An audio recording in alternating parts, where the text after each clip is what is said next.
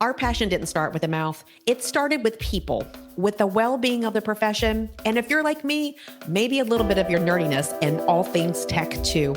We all want to love what we do, but the truth is, burnout, people problems, and glass ceilings can keep us from doing what we set out to do. So let's get back to the heart of connection. Welcome to the Dental Handoff. This show is about passing you the knowledge, the habits, the systems, and the strategies to lead your teams, lean on your tech, and listen to your gut while you take care of people and truly the overall health of our communities. Let's stop using the wrong end of the toothbrush, y'all. My name is Dr. Kelly Tanner. Oh, and uniquely, I'm a dental hygienist too. You can consider me a guru in the dental and leadership industry. With over 3 decades of experience, my goal is to take you to the next level by empowering growth, perspective, and confidence. By identifying the gaps, recognizing the plaque, and extracting the truth with the other experts in the field. I'll share their stories, empower you to own yours, and elevate your passion in the process. So have a seat in the chair, put on your bib, and let's get to work. Welcome to the Dental Handoff. I am Dr. Kelly Tanner, and today I have with me the Anthony Palatta. Anthony, thank you so much for being on our show today. Also, thank you for having me here. I'm very excited as well. I met Anthony through a mutual connection, a referral of one of our mutual colleagues at Creighton University in Nebraska. And he and I have mutual interest in leadership and emotional intelligence. And when I met Anthony, I told him, I said, listen, if you've ever thought about this, can you please be on my show? Because you have such a unique career path and background. And what I've learned from the majority of my guests is that sometimes it's not the path that you thought that you may have taken when you first started out, right? Yes, definitely. So the question I always start with all of our guests, Anthony, is why dentistry? Uh, Dentists get asked that their whole career, and I think I have a different answer all the time. But it took me this many years, maybe 40 years in dentistry, to finally realize why dentistry. I thought I knew back at 14. And I think I finally landed where I thought when I was 14. So I was just leaving my orthodontist, and in the back of our blue station wagon, my parents asked me, "How was your appointment?" And I said, "Great." And they said, "You seem to like this." And I said, "I do." They're like, "You should be a dentist." And I was just like, okay, because I really didn't have any idea of who I was or what I wanted and made my parents happy. I thought about it for about a minute. And then we had a Labor Day party, and my father announced that I was going to be a dentist. And I realized, oh, I guess I'm going to be a dentist. Rockstar had been probably the main career I wanted, but dentistry sounded good. And I had no idea that I could ever be a rock star. So I like science, and I always like just helping people. It's just a good feeling that you have. So it seemed to make sense at 14. And I went to college and at NYU, and I was pre-med, pre-dent. And I did play around with some music and this and that, but I realized, all right, healthcare sounds like a good career. Dentistry sounds fun. And I will try that out. So I went to NYU College of Dentistry. I graduated and went into practice, where I practiced for 10 years in Manhattan as a dentist. And during that time, I realized that as much as I liked the work and being with the patients, the business part was always not really something I enjoyed. And you'll hear that a lot from Yeah. people in healthcare in general, especially in dentistry. I don't think we have a realistic vision for a lot of our students about how much the business is an important part of it.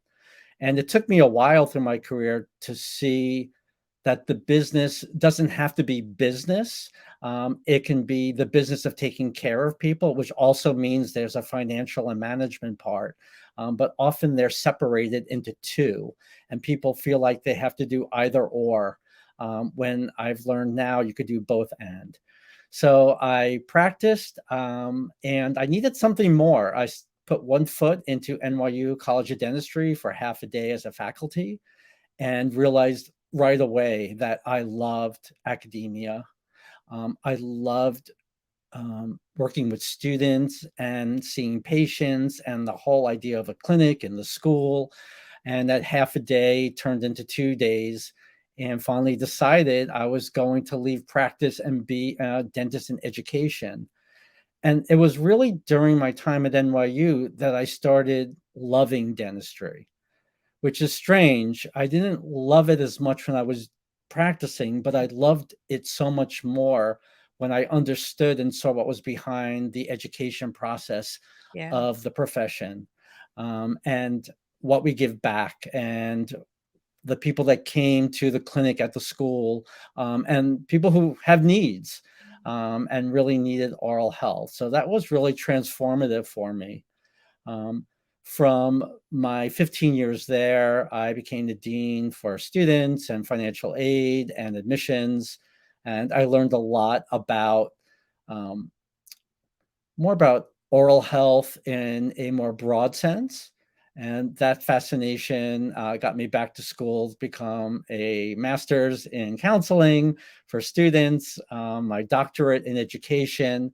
And I left NYU after 20 years, from New York, where I'm from, and I still am, to move here to DC. And the last 10 years, I have been the chief learning officer at the American Dental Education Association, where I've learned to work on health policy and research, and saw that oral health was much more than just fixing teeth, and that the dentistry is only as good as the person who is behind it, who's Mhm. delivering it, Yeah. and a person who really knows who they are and how they show up.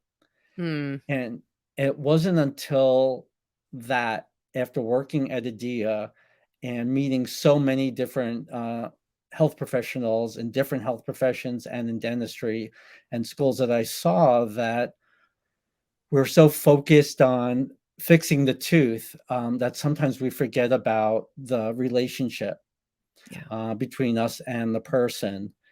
And got very fascinated in person-centered care. And that really took me full circle to when I was 14. And I realized what I loved about healthcare was showing up in a way where you can hold space for people, create a safe place for them to bring something that is really difficult for a lot of us to deal with, which is Mhm. poor oral health or not taking care of our mouth as much, and how much people need to be in a space with someone that they trust, and is authentic.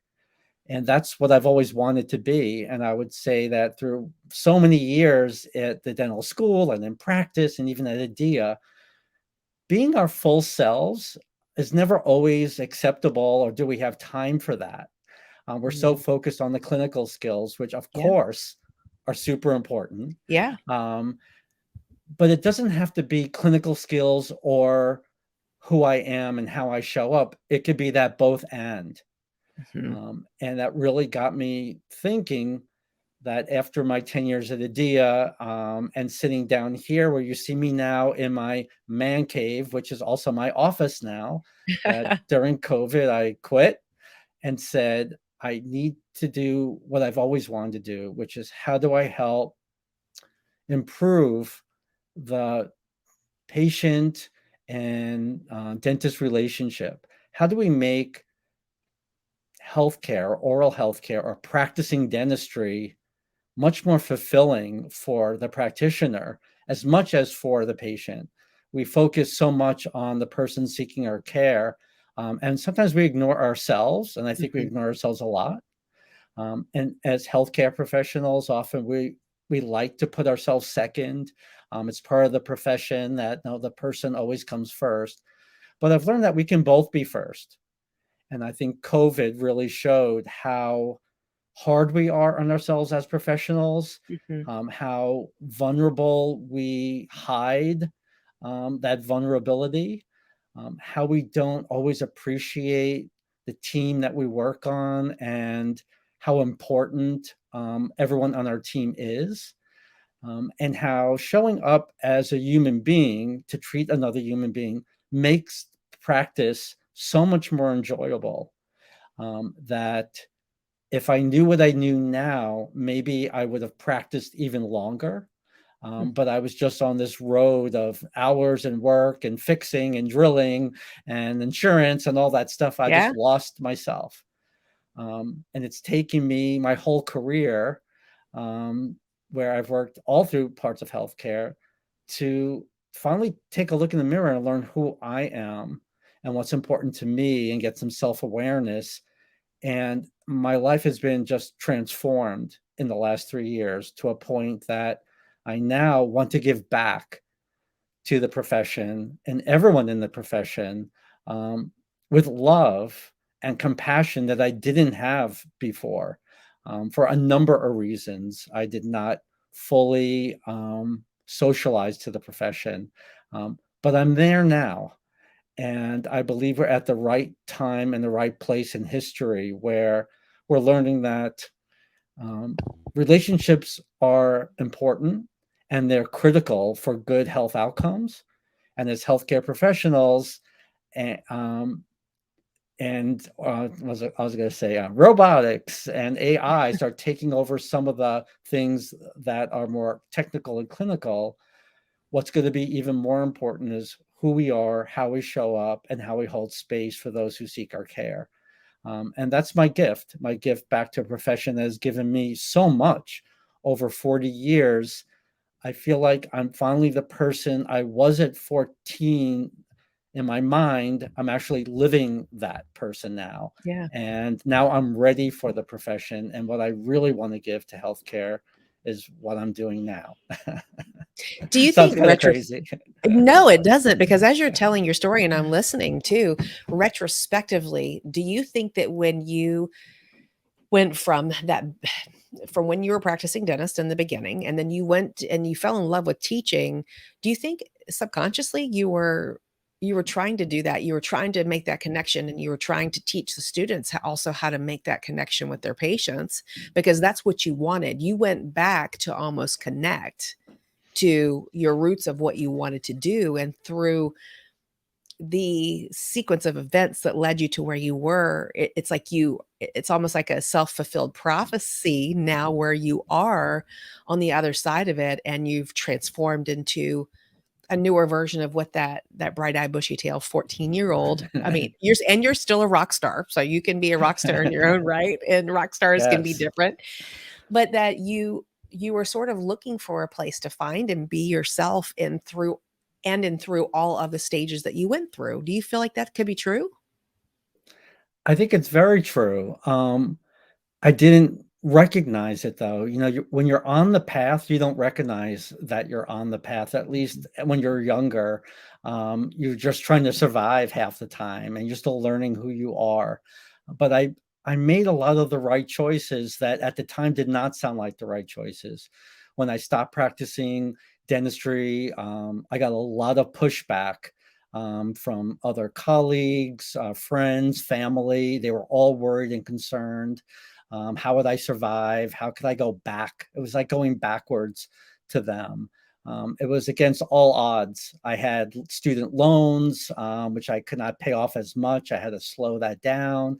I had to change my entire lifestyle. I was living like a fancy Manhattan dentist, and sold almost all my things and moved to the Lower East Side, living in a walk up on 14th Street and Avenue C. I decided to be in a band, and I sang and wrote songs and performed at CBGB at night, and did some dentistry and did my teaching during the day. Um, it was it was just I was following a path, almost like a spiritual path, although I didn't Yeah. really have that thought in my life. But I had, after doing the practice and not being my full self, which we can talk about if you like. I was Absolutely. finally me, and I had to find me to come back to the profession to be the healthcare provider I wanted to be and was afraid to be.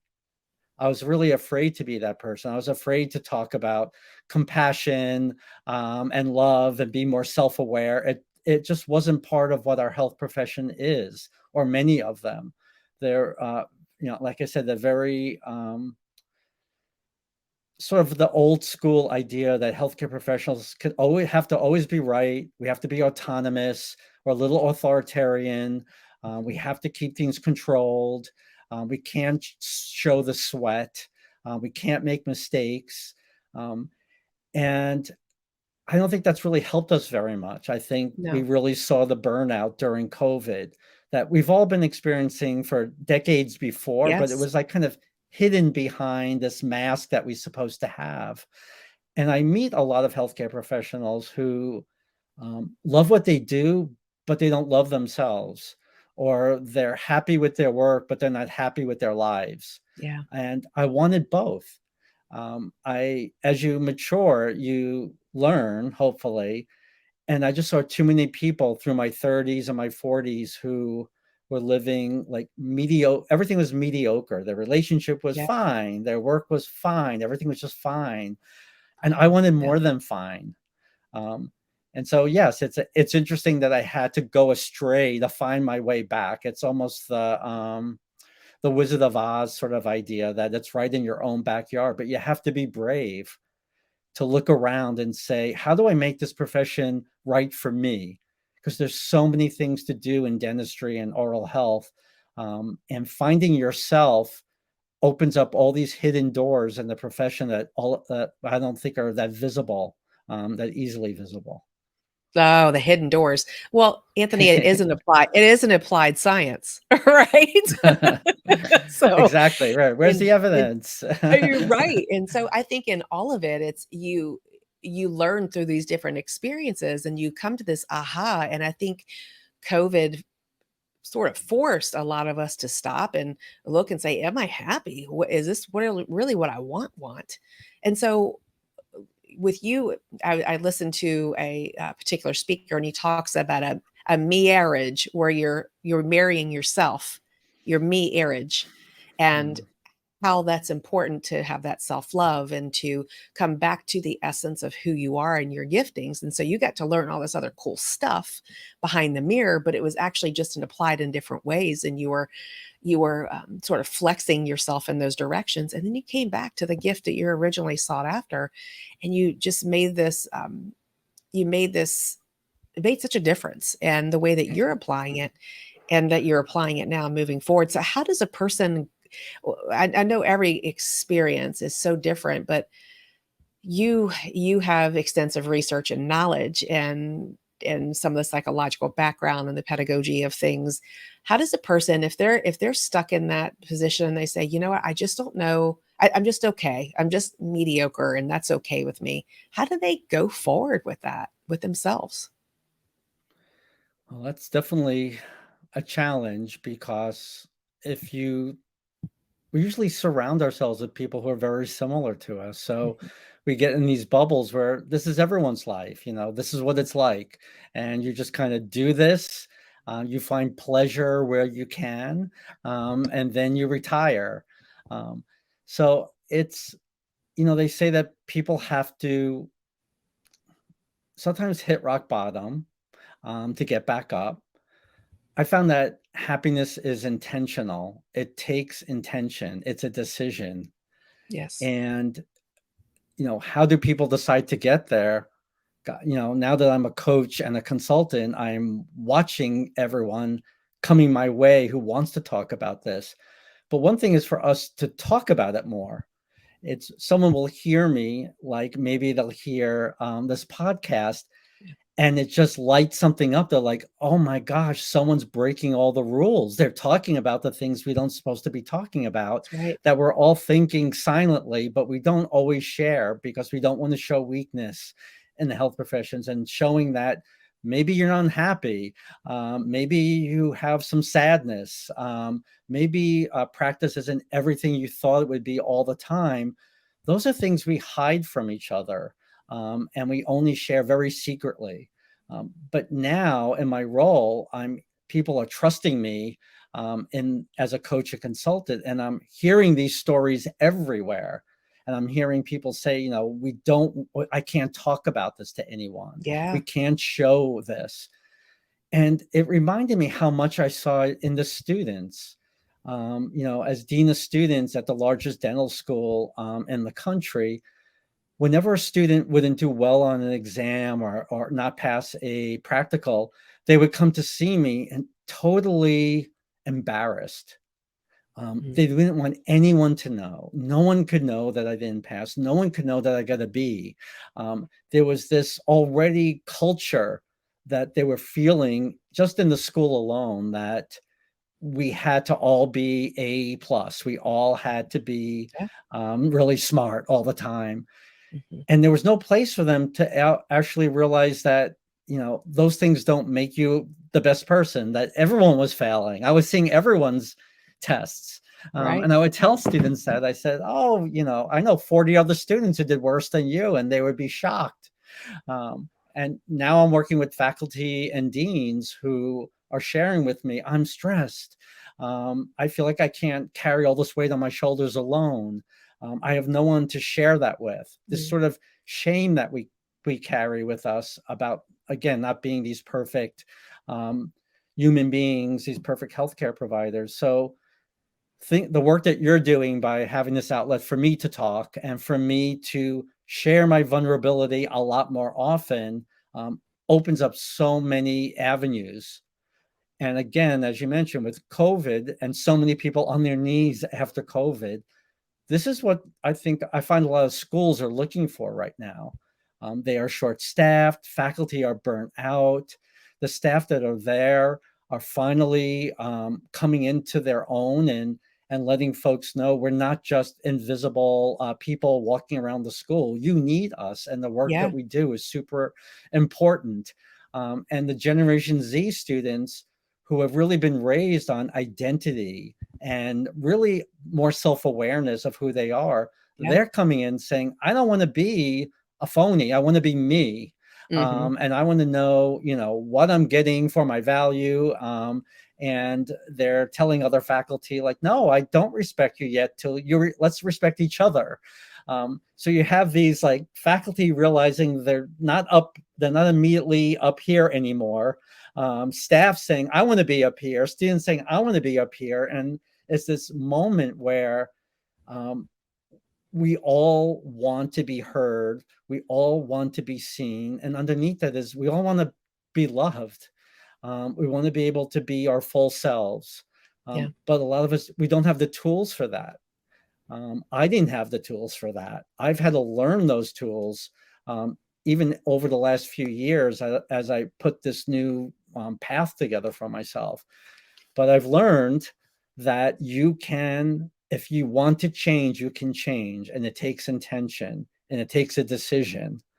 Um, and I am now on that road. I am on that river.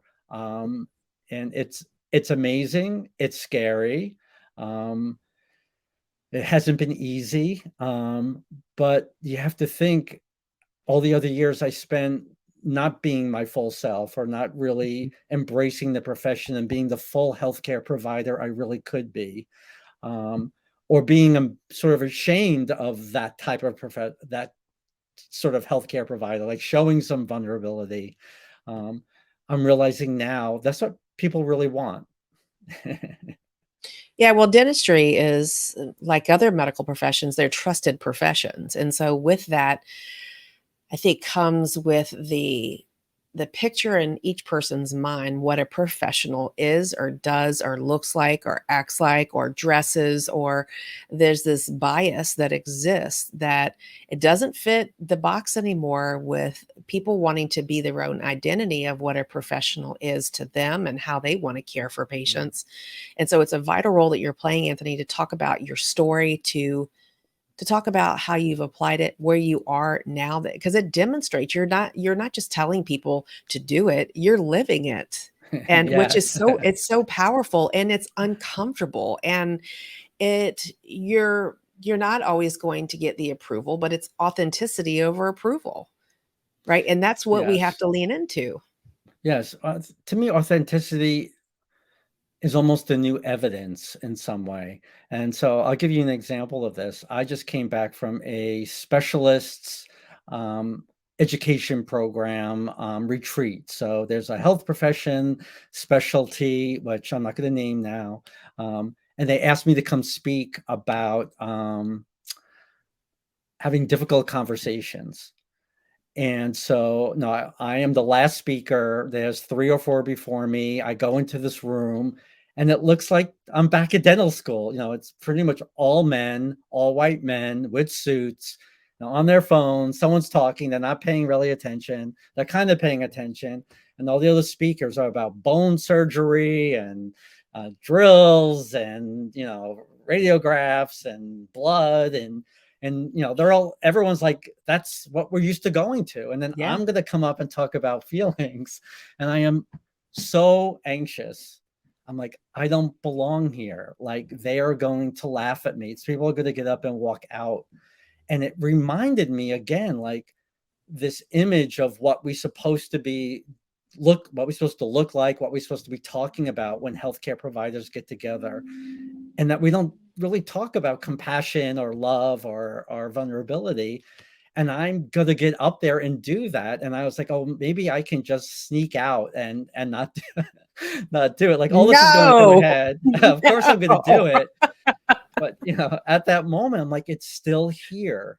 Like, the vibe in the room was still there and it was still in me. And I'm like, but that's why I'm doing what I'm doing. Like, this is the courage I need. Like, this is the group I need to talk to. This is the room I need to engage.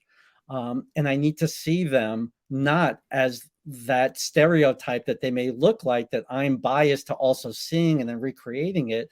But I had to start seeing them as people who, want to hear, who, when they hear about this, they're going to realize this is who they are. And I just kind of got up there. And I open with that. I say, I used to sit and people would talk about this stuff. This is when I took the break. I'm like, I can't make money on this, like, what is this about? And I realized I was missing out on something. And so I want to share with you my story, and then let's talk about what this is about. And so I'm what I don't want to do is be critical of the last 100 years of our profession, which is very easy to do now, and say, especially through the lens of DEI, that we've learned so much, especially in dentistry. It was mostly men, it's mostly white men, heterosexual white men. That's the profession. And not only do they look that way, but there's a certain way of holding yourself up. Again, we're not vulnerable, all that stuff. And when we start talking about being more inclusive and being more self-aware, and becoming more self-compassionate, to realize first, to thank everyone in that audience and thank the faculty. When I go to the dental schools where the dean is like, could you help me turn these faculty from 50 years ago into what I need now? They're stuck in their ways. They want to do things the way they did. And it's a complaint. And I don't see it as a complaint. I see them as people, as they did the best they could in the way they trained how to do it. This is what our profession was. I am grateful for them. I have love for them. I am one of them. But now I've learned that there's more ways to do things than we did. I think that is the biggest gift of the diversity, equity, and inclusion, that we all, not everyone is agreeing on what this is all about or who it's for, especially in the health professions, especially in dentistry, which can be more conservative. But that inclusion part, that brings everyone in. Inclusion lifts all boats. And when I can start with inclusion, because that's what I'm hearing, these faculty who have taught a certain way and been a certain way, they want their voices heard and they want to be part of moving forward. They just need some help. They need help showing that they don't know everything yet. And they're afraid of the new world, I think. There's more fear under there that comes off like this, like, yeah. But when you connect to them, you see those arms go down. And when you hold space for them, you could see that vulnerability come out. I do get a lot of people that want to talk to me one-on-one afterwards. Um, and instead of in front of the group, and they tell Oh, yeah. me this stuff, or, you're speaking my language. And so I feel like I've made a little movement in our profession. It'll be great when we're like all sitting there crying together. And I try to explain to them, like, we can love ourselves, we can cry sometimes, we can make mistakes, and we can make a lot of money. We could do all of it. It doesn't have to be one or the other. Yeah. Because I think that you're going to make, I mean, you're caring for the patient where they are, not making money. Like, I mean, you're doing what's right and what's ethical, but you can be yourself and do that. And I think that if you are more yourself, then it's going to be more of a trust transfer from you to the patient, because they get to know you. They get to, they feel like they're not just a number 2 DO and sitting down in the chair, that you're connecting with them, because it's like that's what life is about connection. And many dentists who and offices that I work with, they say, I'm tired of not knowing my patients' names. I'm ready to slow down. And so that's where that connection and importance, and that's what they're really saying by saying that, is that I need that human connection. Help me find it. Yes. Yeah. I think we all want more of that. And what's interesting, it was again right in front of us. If you really are paying attention to the person that's at the desk, to your hygienist, to the assistant, they have been building relationships. They've been more Yeah. relationship oriented. And in so many ways, we sort of subjugated that to them. Like, well, you get to know them and talk. And again, it's like another whole conversation about sexism and healthcare. Yeah. But, you know, it was right there. I like, why isn't the person dividing the care also part of that circle?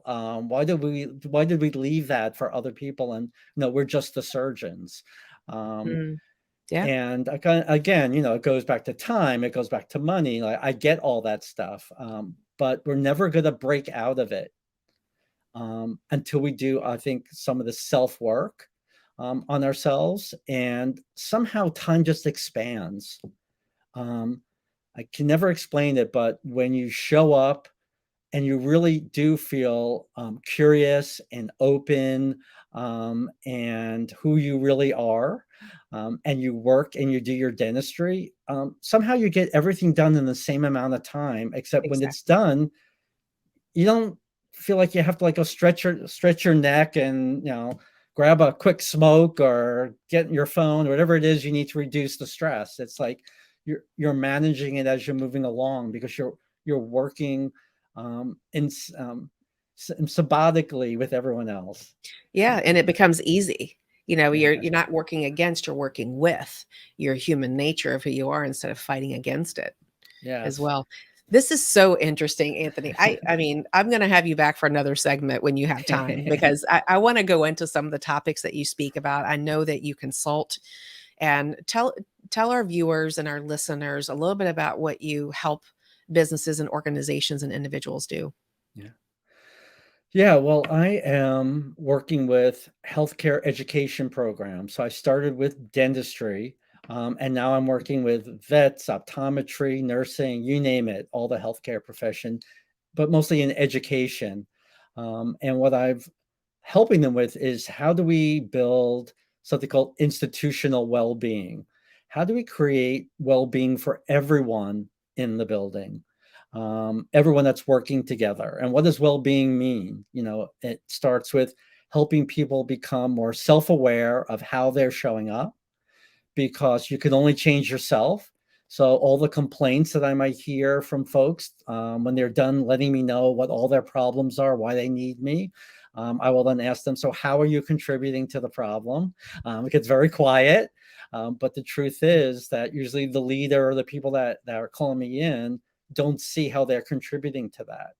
So Mhm. my work is, how do we bring compassion to ourselves first? And then how do we learn how to listen, how to communicate with respect, how to hold space for people, how to have challenging conversations that are actually fun. How do we restore relationships instead of be punitive. In other words, how do we build in compassion and well-being in our policies, our procedures, how we show up, how do we treat each Mm. other, so it becomes part of the culture, so that Yes. we socialize our students, and then they're delivering that to the people that seek our care. So it's trying to connect the dots from the Yeah. individual right down to that person seeking care. So a very subtle way of trying to transform our profession into one where we don't have to be stressed out all the time. Yeah. We can actually have a great time practicing. Absolutely, for years. And because if you enjoy what you're doing, what never work a day in your life. And that connection, I think, just makes it easy, because you're not that there are certain days that are harder than others with anything that we do, but it makes it enjoyable. You connect within yourself, to inside of yourself, like you said, self connection, and then that sense of self can connect outwardly with others.